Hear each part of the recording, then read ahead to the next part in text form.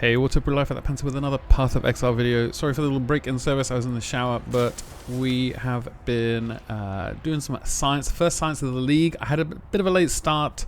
This character has 1 day, 20 hours and 8 minutes. Basically, we did a small character, the Trapper. Wasn't that fun. Stopped playing the league, started playing at the end, and now we're here. And I've been doing some Harbinger science, and for this we've been taking strand maps here like this one, so chiseled out and varled, and then one of each of the Harbinger scarabs, because I wanted to see what the new Harbinger scarabs are like.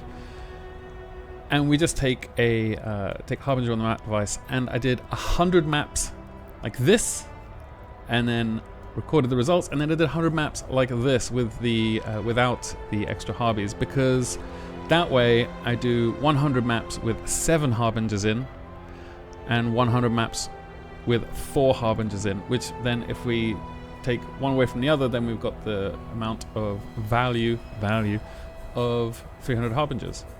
So we can figure out the cost of one Harbinger, or the return of one Harbinger. How much profit do you get? How much money can you get from one Harbinger? So let's take a quick look at, and I got to talk about the reason for doing this. I saw this loot from 100 Harbinger gamble maps in Necropolis. So somebody on the subreddit decided to do 100, did not receive any mirror shards, 1,000 Harbinger maps in the same way that we're doing them as well.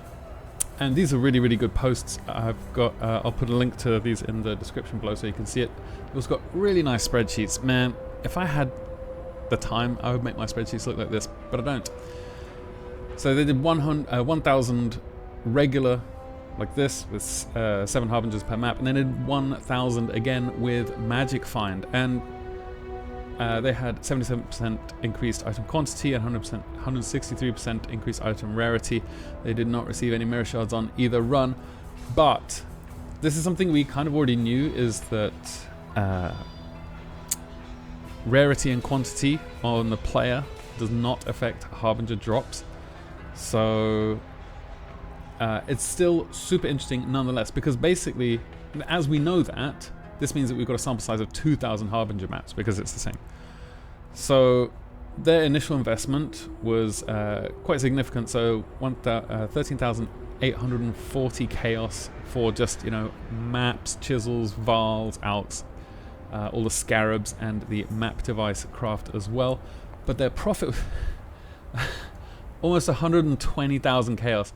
So almost 1,000 divines in profit from running 1,000 maps. Now they took around 4 minutes per map.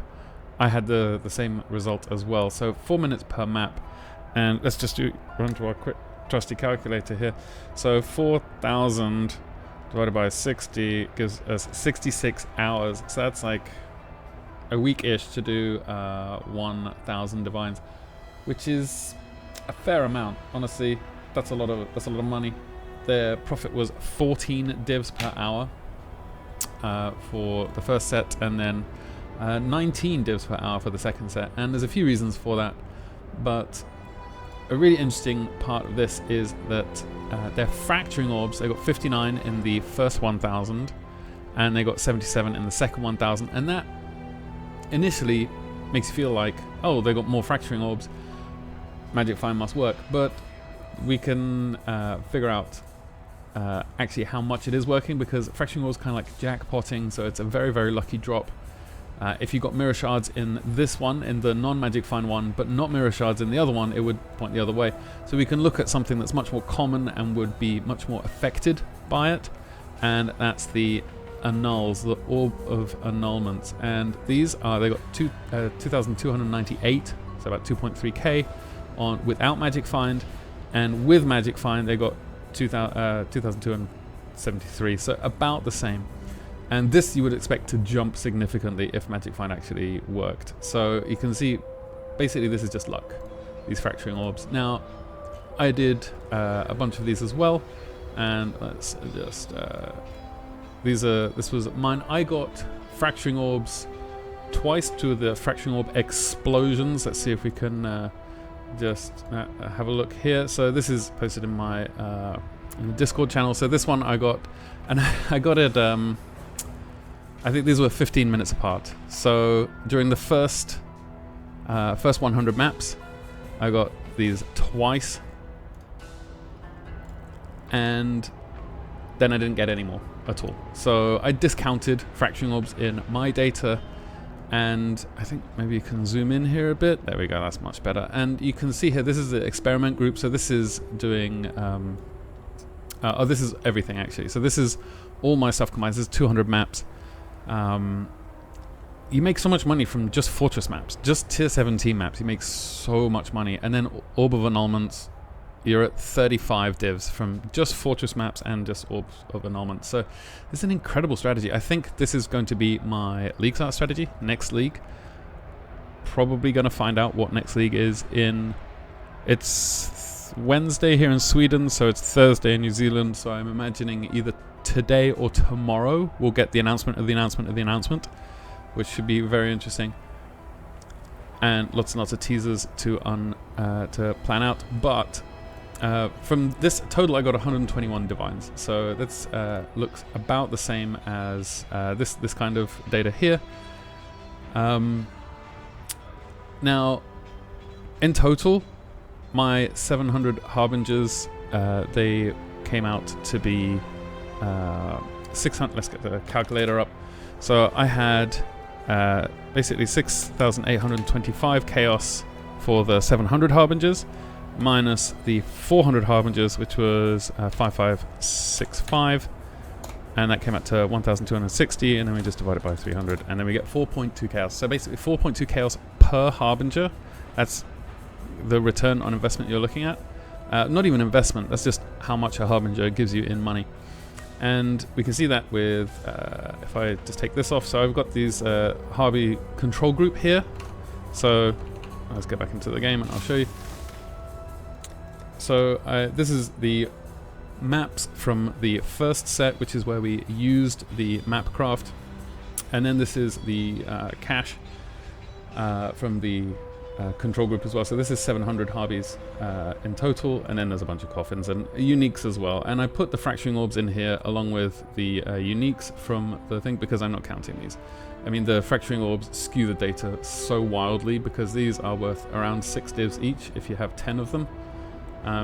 So this is just 60 divs on its own, and I was just in 15 minutes you can just jackpot 60 divs.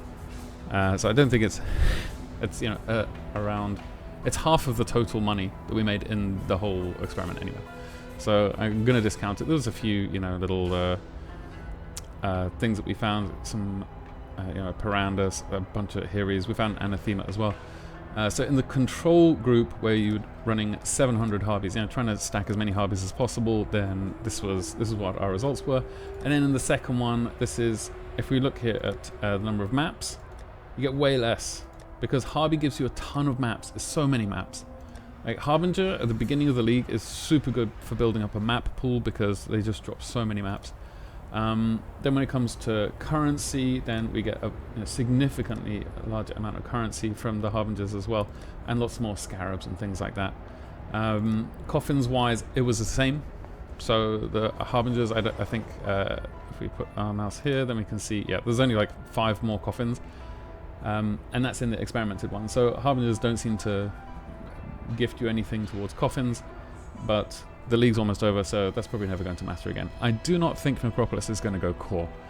When it comes to drops, like lucky drops for the control group with less monsters in our maps, this is why I wanted to not include unique items, because it was skewed so wildly immediately. We dropped a Badge of the Brotherhood in the first couple of maps. What else did we get? What else? We got some. We got the Call of the Brotherhood really early on, and a Death Rush. So we got 3 pretty rare drops like straight away, and then about halfway through, I also got Einar's Memory of Harvest Beast, which is it says 50C here, but it's 20 divines, and we got a Tainted Divine Teardrop as well, because we're running with Beyond. So this is like 7 to 8 divs, and that's another important thing. Oh, we got one of these too. So let's just idea it, see what we get. Storm Rain. Ugh. Probably. Oh, there's none listed. Yo, it's so good, guys. This is none listed. Okay. So that's not great either. Well, let's ID our Death Rush as well, see what we get. 2 seconds. It's not terrible. It's not terrible. And we also got some rawhide boots as well. But this is why I wanted to not include all these jackpot items, like these uniques or these fractures, that kind of stuff, because I don't think it's super useful. I want to know how much I can reasonably expect to get per Harbinger on like League launch or on in any other kind of scenario. So this is what it looked like. This is our tree here. It's called Harb Zone, and we're basically blocking off everything, putting all the map ones on, all the scarab ones as well, and taking all the Harbinger ones. These two here, additional stack of currency shards. These can be annoying because with the scarabs we're using, it says Harbingers in area drop rarer currency shards, a single type of currency shard. Now that doesn't apply to these. So these two override the scarab, which is interesting, but that means that you can get you'll maybe drop nothing on your loot filter, but then you'll get 2 annulment shards or 2 fracturing shards or something like that, or 2 drops of fracturing shards. So that's a little quirky. I'm not sure why that works out as it does. We're just taking all the Harbinger stuff, all the map nodes, as many map nodes as we can get, and then more scarab stuff, more effective map modifiers, and then we're taking Beyond as well, because Beyond adds a ton of monsters to a map, and that's why 4.2 chaos I think is a little inaccurate, and I think we need to change this experiment to not include Beyond, because when you kill Harbingers, then you get Beyond portals spawning, and then you get Beyond stuff. I mean, there's a reason that I have, if I do, we got a bunch of tainted currency in here as well. So 4.2 chaos, probably more like 4 chaos per Harbinger, because you're getting all this extra Beyond stuff from all the Harbingers. So I think next League, one of the early experiments I'm going to run is 1,000 maps, basically without this extra Beyond wheels over here. 1,000 maps with 7 Harbingers and 1,000 maps with 4 Harbingers, and no Beyond, no nothing like that, just to see what the actual difference is, remove one of those control axes and figure out how much you get without Beyond or anything.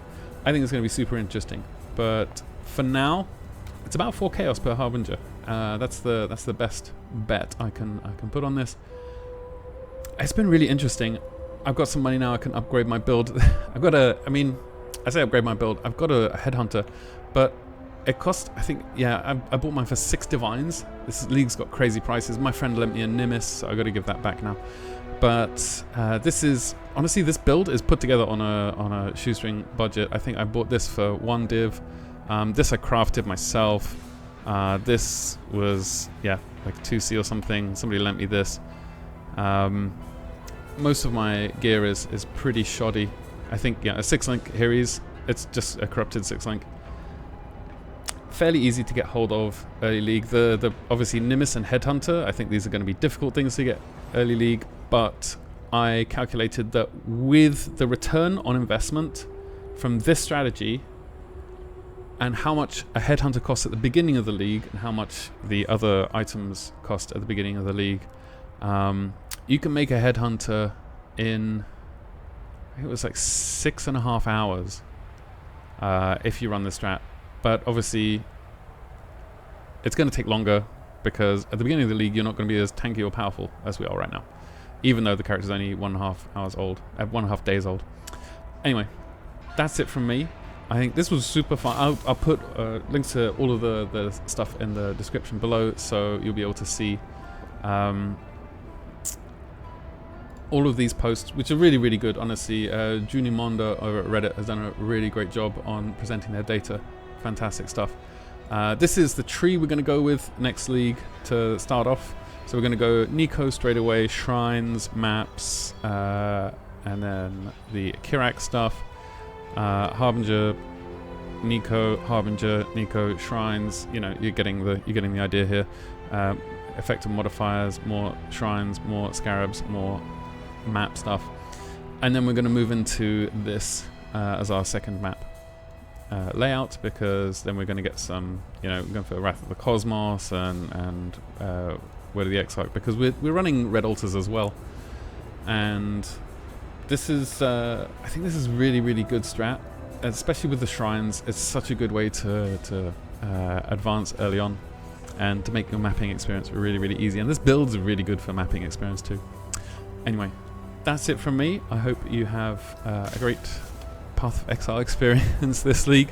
I know a lot of people left the league pretty early on. It's quite difficult to buy stuff, especially mapping supplies right now.